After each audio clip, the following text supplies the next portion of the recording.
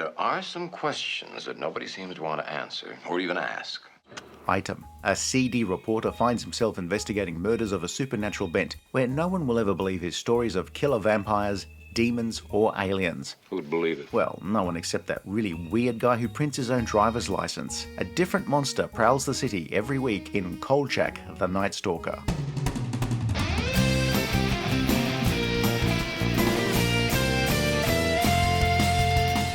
Go through it very carefully, point by point, so we get all of our facts straight. Kolchak the Night Stalker is a short-lived series first shown on ABC in 1974, but was based on two earlier television movies, The Night Stalker and The Night Strangler, where the movies in the series followed the exploits of newsman Karl Kolchak, or Kolchak as most people called him. And a lot of things were happening that you just simply cannot explain away. Without explicitly looking for stories of the supernatural, he would become infamous for finding unbelievable explanations for unexplained crimes. I'm going to get my exclusive. What do you think? I think you're crazy, that's what I think. Kolchak would try to make the inexplicable totally applicable, though in the normal course of affairs, Kolchak's plickables weren't applicable enough so that everything ended up as inexplicable. Afterward, Kolchak would write up his story with the very real probability that nobody would ever read it. But then that's not unusual. Print is dead. Isn't that a pity? The Kolchak series could be spooky, would have moments of terror, and even have some exhilarating action scenes. But it's also very funny, existing in a world where every minor speaking part had their own character traits. Kolchak was not an indestructible Superman, and while the ratings of the first two television movies were high, behind-the-scenes problems during the making of the weekly series, and disappointing ratings, saw it last 20 episodes before the plug was pulled. Despite the relatively short run on network television, it's a series that's still fondly remembered. That if I ever breathe a word of this, they're gonna break me like a straw man.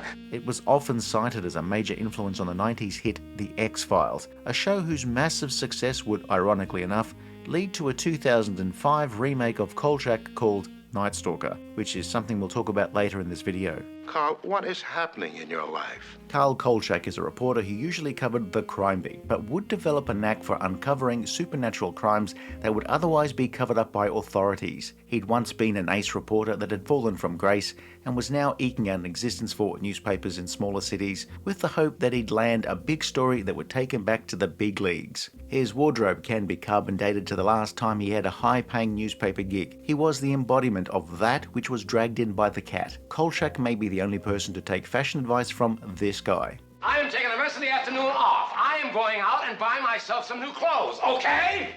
Just like his wardrobe, his career had seen better days, as had his yellow 1966 Ford Mustang. In fact, things don't ever seem to break Kolchak's way. The fact that the people of the United States could have a free, open, and unfettered press. Kolchak has the gift of the gab, where he's able to talk his way into any situation. But he's not always able to talk his way out. Kolchak also has a habit of rubbing almost everybody he works with the wrong way. Naturally, of course, Kolchak works alone for the most part, but on occasion will have a one-off sidekick to bounce ideas off of. The tools of his trade are a typewriter, a cassette recorder, a trunk full of cameras to replace the ones broken each week, lots of flashlights, crucifixes, wooden stakes, a lighter and some accelerant, salt. You just need lots of salt in this job. How long have you been here? Who, me? Kolchak would often enter the scene as a reporter covering a killing, just as he might if it was a standard murder mystery. But rather than this being a whodunit, it becomes a what-done-it, with newspaperman Kolchak drolly narrating. But the headless rider is at rest now. Horror and the supernatural were having a moment on American television in the early 70s. Late-night reruns of old horror movies would prove an ever-popular staple, as would new TV movies. But horror-themed weekly series tended to struggle, with them rarely lasting longer than a season. Oh, I took some pictures, but it seemed pointless. While horror features could probe the limits of taste, Where's the men's room? horror was a genre that had to work harder on television to be scary. But then, Night Stalker entered the chat. This will be the last time I will ever discuss these events with anyone. The Night Stalker television movie has Karl Kolchak working for a Las Vegas newspaper looking for a break. He's seeing Gail, who works nights at the casino, as a change girl. His editor, Tony Vincenzo, has called him back from leave to report on a string of local murders where the common factor is the victims have lost a lot of blood. It starts to get weirder and weirder. One victim was killed elsewhere and moved into a sandpit where there is no sign of the killer's footprints. Kolchak has the scent of blood in his nostrils, both figuratively and later on literally, when he surmises that they're on the trail of somebody who at the least thinks they're a vampire. Now look, I've had friends who think they're vampires, but they're really hard to catch up with since they never want to grab lunch. The local authorities take an instant dislike to Kolchak's suppositions, his manner, his clothes, his hat, and just, Kolchak in general. The sheriff, the police chief and district attorney have all become founding members of the I Hate Kolchak Club, which held meetings at the local Denny's on the third Wednesday of every month. The killer's becoming more and more brazen, able to take on squads of cops and still get away, able to take dozens of bullet hits with nary a cry of, "Ow, that smarts." Kolchak will eventually track down the vampire Skorzeny and stake him through the heart.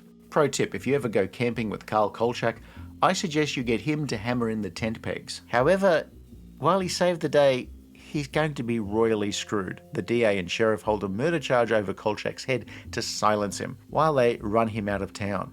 And even though he's proposed to Gail, she's also left town, while Kolchak's plaintive narration talks about his continued search for her. But it looks as if we have a real live vampire on our hands. The Night Stalker was about a vampire in Las Vegas, but crucially not one who owned a casino. Jeff Rice lived in the city and wanted to write a vampire story set there, but when he tried to get publishers interested in a book called The Kolchak Papers, he instead found ABC wanted to buy the rights to use the story as the basis of a telemovie. Deals were done, but Jeff Rice would later have to fight to receive on-screen credit as Kolchak's creator. You don't tell me that you're finally going to believe... Dan Curtis had created the late 60s gothic soap opera Dark Shadows and directed 2 spin-off movies. When he was offered the chance by ABC's Barry Diller to make a television movie from Richard Matheson's script adaptation of Jeff Rice's unpublished manuscript, Curtis produced but did not direct Night Stalker, hiring John Llewellyn Moxey to helm the original movie. Moxey would later say that he felt that Curtis really wanted to direct, and with the success of Night Stalker, the producer would get his chance to direct the follow-up, The Night Strangler. So who is this clown? In amongst many appearances in films and guest roles in episodic television, Darren McGavin had already starred in several television series, starting with the title character in Mickey Spillane's Mike Hammer, where confusingly he plays Mike Hammer and not Mickey Spillane. Oh, that's funny. That's very funny. It's very funny, Bertie. Haha. Later he would co-star with Burt Reynolds on Riverboat, where the two stars did not get along, leading to Reynolds leaving the series. Reynolds would later say of his co-star, Darren McGavin is going to be a very disappointed man on the first Easter after his death. Now, just imagine saying that in Reynolds' voice while chewing gum in a black Firebird and you'll get the point. McGavin had also starred in a short-lived detective series, The Outsiders, in the late 60s. By the time of The Night Stalker, a 50-year-old McGavin took the role of a low-rent reporter and turned it into a classic character. Character actor Simon Oakland would play newspaper editor Tony Vincenzo, a man who had his own personal albatross and was one that wore a straw hat and sneakers. Vincenzo's mood is often sour whenever Kolchak's around, which, after you've watched the entire series, you will totally understand why. They seem fond of each other even if they aren't exactly best buds. Kolchak, you are an idiot. Vincenzo recognizes that Kolchak's a good reporter if only he could get over this vampire shit. The Night Stalker and its follow-up The Night Strangler were spooky and enlivened by effective direction, Robert Cobert's funky jazz score, and the snappy banter between the characters. But really it works so well as a result of Darren McGavin's performance. Did I say it was a vampire? Vampire killer in Las Vegas, ? In the first movie, The Night Stalker, he's a little more confident than he would be in later installments. It's the only time he's seen in a romantic relationship. Gail was originally meant to be a hooker, but that ended up being changed at the behest of the network's Standards and Practices Office. Standards and Practices were basically the network's censors, who would vet scripts before production so that program content would avoid offending viewers, or much more importantly, advertisers. They'd tell producers what sort and level of violence was acceptable for the time slot, as well as words that were and were not acceptable. Yeah, and you know what you're full of? Kolchak seemed to have dialogue that seemed a little more out there compared to its contemporaries, especially when the horrific deaths were implied and explained rather than shown. But this was 1972, and you still could not say words like junk in the trunk, or dishwasher tablet. You know that word? I pronounce it right. But you definitely couldn't say the word even if a swamp monster was about to snap your neck. Oh, fudge. The Night Stalker television movie was shot in 12 days for a budget of $450,000, which turned out to be money well spent. Early screenings showed that they were onto something, with some executives kicking themselves for not releasing it as a feature film. At present, the evidence points that way. The Night Stalker rated really well when it was first screened as a movie of the week in early 1972. Now, rated well is entirely an understatement, on the level of calling Godzilla a pet lizard.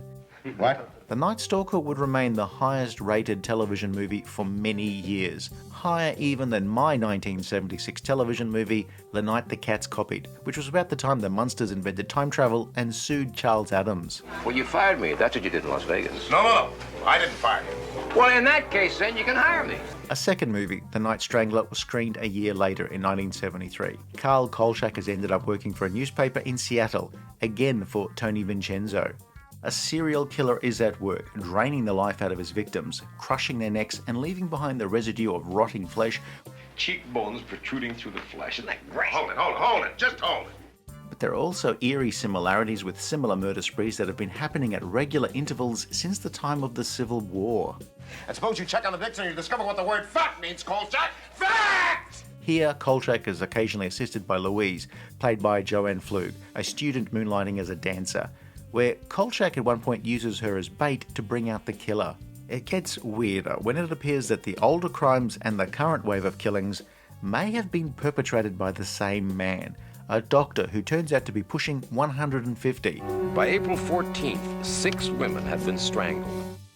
Dr. Malcolm Richards, aka Dr. Richard Malcolm, aka Dr. Mitchum Ralcom, was researching a formula for immortality, but needed a number of fluids from unwilling donors in order to achieve everlasting life for himself. I too have a simple formula for immortality.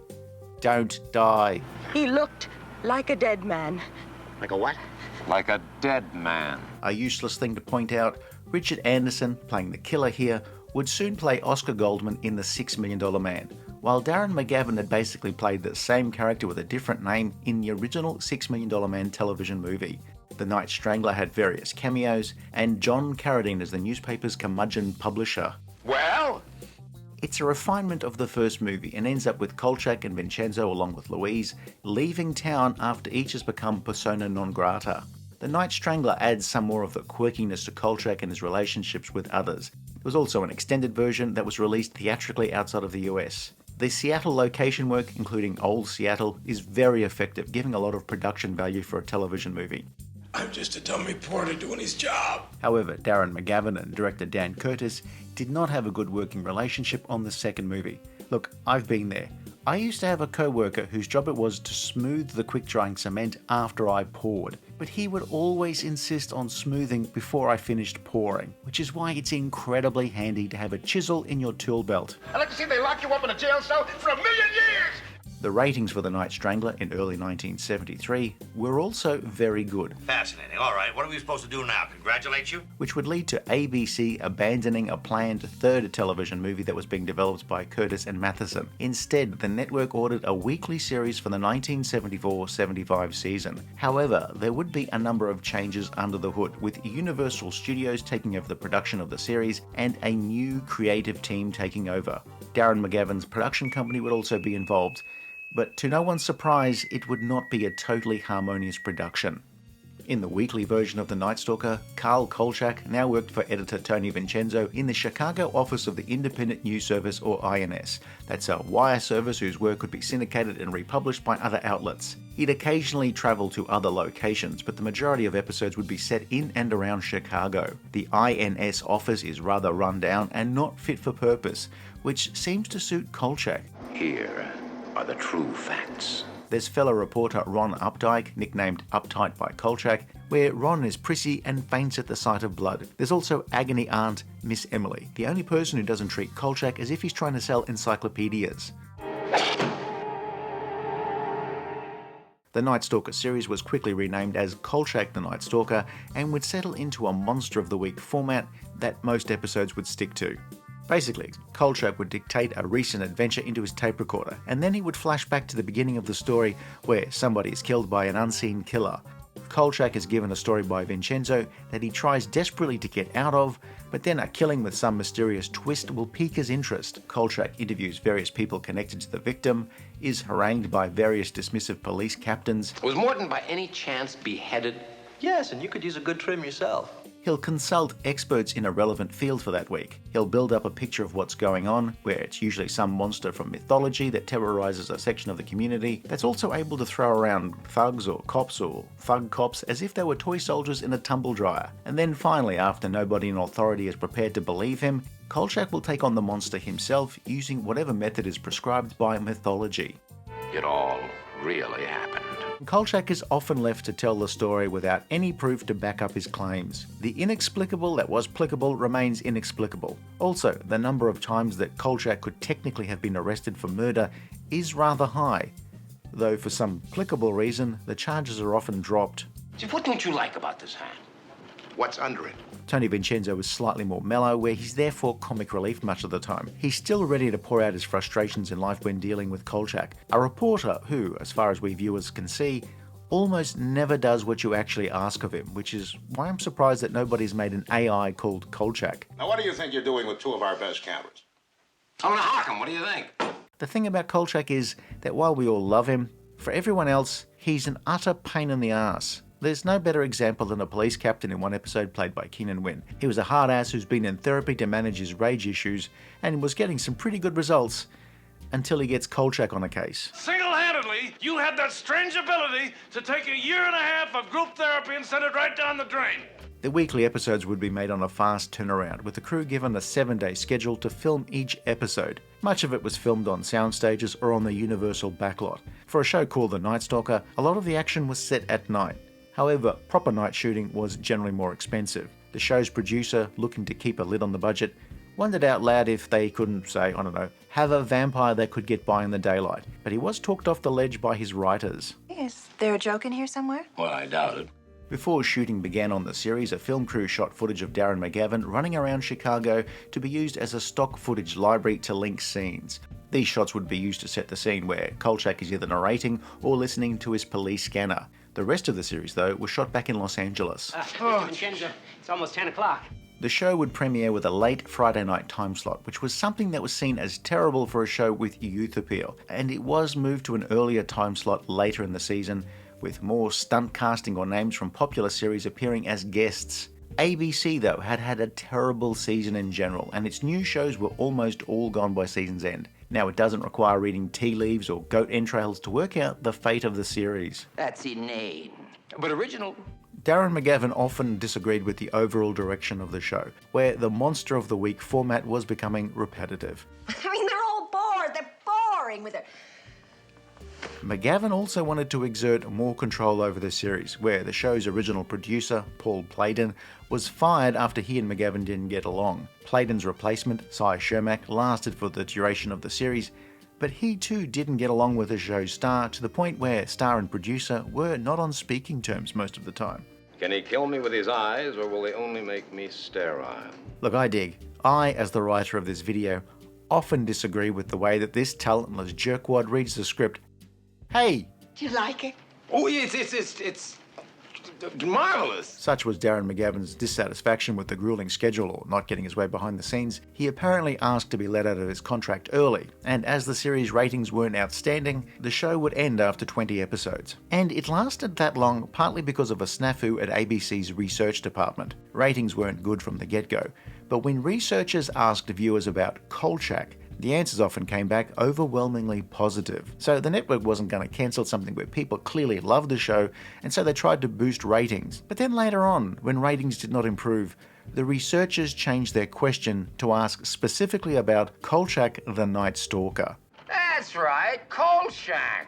And then the questionnaires would come back overwhelmingly negative. The thinking was that the people who'd originally been surveyed thought they were being asked about Kojak.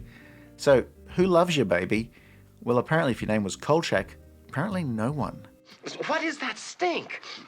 You're the stink. You might think that bit is made up, but confused viewers aren't exactly a new thing. Especially when that season had 3 different shows named after a character whose surname started and ended with the letter K. Don't walk. Run to the nearest nearest exit. When all parties had agreed to McGavin's request to exit the low-rating show, Kolchak, the Night Stalker, was cancelled in 1975. But they knew they didn't have anything, so they finally let me go. By this stage of the review, I'm just getting a really dry throat from saying Carl Kolchak, Carl Kolchak, Carl Kolchak over and over. So maybe we should just call him Kolchak for the rest of the video. That's a joke, isn't it? Yeah, you are serious, aren't you? In watching Kolchak now, it does suffer from that malaise that many one-season wonders did, where it just very quickly settles into a familiar and repetitive groove. I really feel terrible about this. And you could tell that they had started to reach a bit in finding a new monster to deal with each week. Someone who just happened to be played by a tall stuntman who could throw around other small stuntmen. Some of those monsters were played by Richard Kiel. Over the weeks, you could have a follow-up to the Las Vegas vampire, though this time it was a woman. There was a Jack the Ripper-style killer, a zombie, a werewolf, a Cajun legend come to life, a Hindu legend come to life, a Native American legend come to life. There were demons, an alien, a robot, a succubus, a headless biker, witches, Aztec sacrifices, a suit of armor come to life. But, you know, I'm of course biased since they never bought my spec script of the Southern Hemisphere's most infamous monster, where in my script a jealous kakapo terrorized airline pilots. But let me bring up something to your attention that's not so funny. Kolchak does get very samey, very resetty, with nothing carrying over from episode to episode. The special effects for the monsters are by far the series' weakest link. They're rarely shown for more than a few flashes, but if you ever do get a good look at them, then quite often they were less effective than using a microfiber cloth to try and clean off bullet holes. The monsters in Kolchak do make a last-minute Halloween costume from a dollar store seem like high-effort cosplay. Yeah, you know, it's been 7 days since the football player got it. The thing that mitigates the special effects is the writing, and the writing of the banter in particular. Kolchak is a show where almost every character is well written, and not just a vessel to progress the plot. I don't know about that, Chuck. Carl. Carl! There's always a little hint of their life away from developing the plot. Sometimes it's just there for comic relief, but it doesn't get so broad and absurd as to feel phony. Understand me. I am a person. Darren McGavin's performance is not just of somebody with outstanding comedic timing, but he also sells the anxiousness of somebody taking on a monster, and he's got this nervous energy in otherwise mundane dialogue scenes. He was trying to put all of those things into an aluminium suitcase. Aluminium? Yes, and we tried. The future creator of The Sopranos, David Chase, was a young writer just starting his career when he landed a staff job on the later episodes of the Bill Bixby adventure series The Magician for producer Paul Playdon. When Kolchak rolled around, Playdon was initially hired to produce the show and hired Chase as a story editor and staff writer. Chase would say that his job was to write or rewrite a large part of the series, and as the year rolled on, he added more and more surreal and comedic moments. One of the episodes he rewrote, Chopper, was an episode pitched by the young writing team of Bob Gale and Robert Zemeckis, who of course would later go on to create the Back to the Future films. It just so happens that I was shot down in flames over Tarawa by a Matsuda 140. But they make darn good bikes. The weekly series would feature a slightly different style of music, where it was more jazzy and less of a jazz-funk fusion sound like the television movies. The series' early episodes and theme music was from Gil Millet, though his title theme for Kolchak was originally a tune that he'd written for the pilot movie The Questor Tapes. Have you ever been maced? Mace? The show was able to attract relatively well-known character actors and some up-and-comers. William Daniels, Keenan Wynn, Eric Braeden, Antonio Fargas, Scatman Crothers, Larry Storch, Kathy Lee Crosby, Tom Skerritt, Phil Silvers, Jamie Farr, Tom Bosley, Kathleen Freeman, Eric Estrada, Carolyn Jones, Dick Van Patten, Darren McGavin's own wife Kathy Brown, and so many familiar faces I'll just pretend that this is a montage in a commercial for life insurance. Witchcraft does have professional ethics. Like big business. My own history with Kolchak is more one of legend for a long time. I'd heard tell of Night Stalker, but not actually seen anything from the Night Stalker until the Night Strangler was repeated locally in a very late night television slot sometime in the early 90s. And then I got why Kolchak was still talked about. Some really old, borrowed off-air recordings and a later run on cable television, and I was able to watch the whole show, and I found myself really enjoying it. It really stinks, Tony. I mean, it's rancid, sickening. Many of the people who enjoyed Kolchak back in the day didn't disappear off the face of the planet. At one point, the studio would make a few Kolchak television movies by editing together a couple of episodes and adding some narration from Darren McGavin. CBS would pick up Kolchak reruns in the late 70s, and ratings were actually quite good, meaning the show was much better liked than the mid-70s ratings and surveys would suggest. And so I was almost beheaded by a phantom sword. One of those people who really liked Kolchak was Chris Carter, who would cover similar ground with his 90s hit The X-Files. Darren McGavin would guest star on The X-Files, playing a character very similar to Kolchak. The X-Files would prove to be the breakout genre series on network television in the 1990s, where it would mix Monster of the Week storylines with the continuing alien conspiracy storyline. Pretty soon, there were a number of shows influenced by the tone of The X-Files. So, at one point someone decided, well, why don't we just bring back Kolchak? Why haven't we heard from him in recent years? Former X-Files writer and producer Frank Spotnitz developed a new, updated version of Carl Kolchak. A ceiling fan spun off its axle, severed her head at the neck. Night Stalker was broadcast in 2005 by ABC, but only 6 episodes were shown before the series was cancelled, with the 4 remaining episodes premiering on iTunes. He claimed he had the power to summon hellfire. Exactly. Night Stalker was a pure horror procedural, without the quirky shenanigans of the 1974 series. Also, they clearly missed a trick by not calling the show Sexy Kolchak. Some kind of joke? Carl Kolchak was again a reporter working for a newspaper. Yeah, their bodies strangely desiccated, almost mummified. Here it's the LA Beacon, under editor Tony Vincenzo. Kolchak seems to have a talent for sniffing out unusual cases that perhaps had a supernatural bent, but that's really where the similarities of the original series end. This was a very serious show, in an era where you didn't have to pull your punches in even a network horror show. Something ate through her nose deep into her brain cavity. That's pretty extreme, wouldn't you say? I mean, in 2005, you still couldn't say f*** on American network television, but you could show a lot more gore. Yeah. You also, by this stage, would get an energetic theme tune from Philip Glass in an era where television shows had often gotten rid of the title sequence. Kolchak here is played by Irish actor Stuart Townsend, last seen playing Dorian Gray on The League of Extraordinary Gentlemen. You told me this man could help me find what killed my wife. Gabrielle Union was the Beacon's senior crime reporter, Perry Reed, where she often partners up with Kolchak on a case. Jane McManus was a photographer for the paper, and Tony Vincenzo, their boss.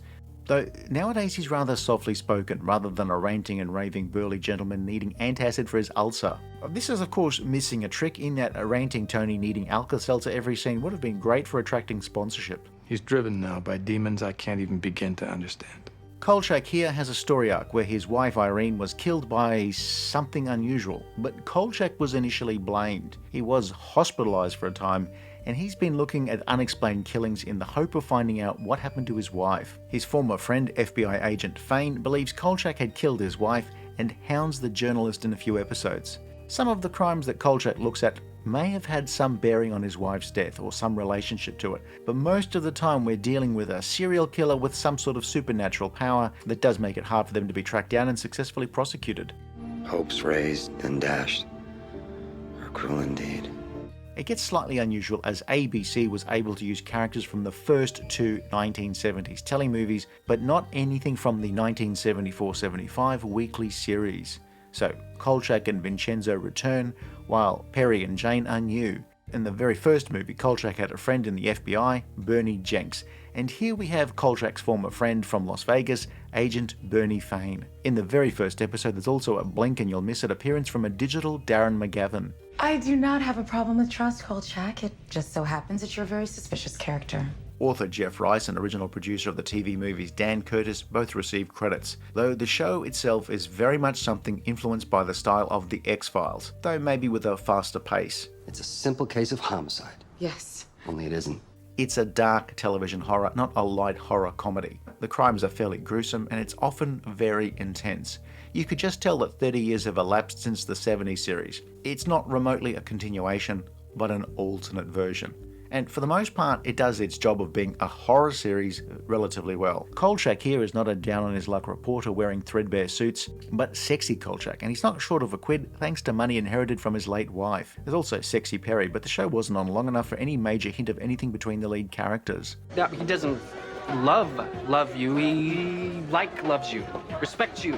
This Night Stalker would mix the episodic Monster of the Week storylines with the background thread of sexy Kolchak investigating any links between this week's crime and the strange circumstances surrounding the death of his sexy wife. His yellow Mustang remains, though it's no longer an old beater, but a sexy, then current model.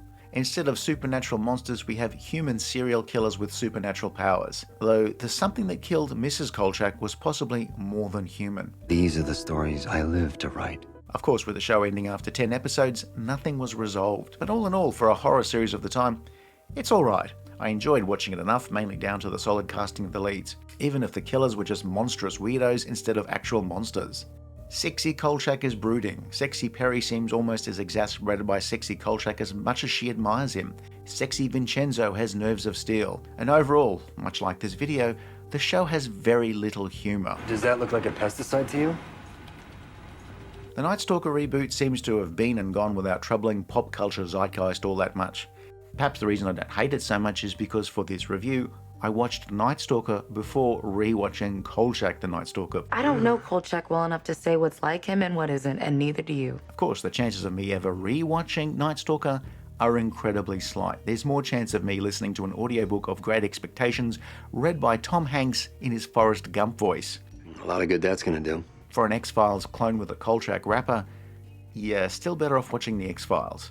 The past has endless stories. As for the original series, it's lived on in comics and books and re-releases in each new format. It's infinitely rewatchable, just like the dashcam footage of your nephew learning to parallel park. I gave him twice the usual dosage of methamphetamine. The first two television movies are excellent viewing. They're well made, and while they feel like a period piece, don't particularly feel dated in any major way. Well, that's a mistake. Now, that's my brother, Marshall Kolchak. He's the one with the big mouth. The weekly episodes are also enjoyable, though the proclivity for sticking to the Monster of the Week formula does tend to make episodes blur into one another. Not every monster was dispatched by Kolchak, some escaped or were driven off, but the end result was pretty much the same, where Kolchak was left without any proof of his spooky story. Towards the end of the season, some of the monsters started to get away from the pure big guy in a suit monster, but by that point McGavin wanted out. For somebody who was keen to leave his own series, albeit a failing one, Darren McGavin never gave less than 100% on screen. He'll make a lesser installment fun and engaging, and in a great episode, well, forget about it. Post-Kolchak, he'd guest star on many television shows or play supporting roles in movies, but would not headline another major series. That's possibly for the best, otherwise every time he appeared on screen I'd expect him to start dictating a story into his tape recorder. To you. To me. Not to me. No. To you. Yes, you sucker. The Night Stalker started off as a dark movie about a murderous vampire and became a Monster of the Week hour-long series that alternated between giggles and scares. It lasted only a short while, but had that special something that kept it alive long after it left the airwaves. If you enjoyed this review, please like and subscribe, leave a comment below, or check out some of our other videos.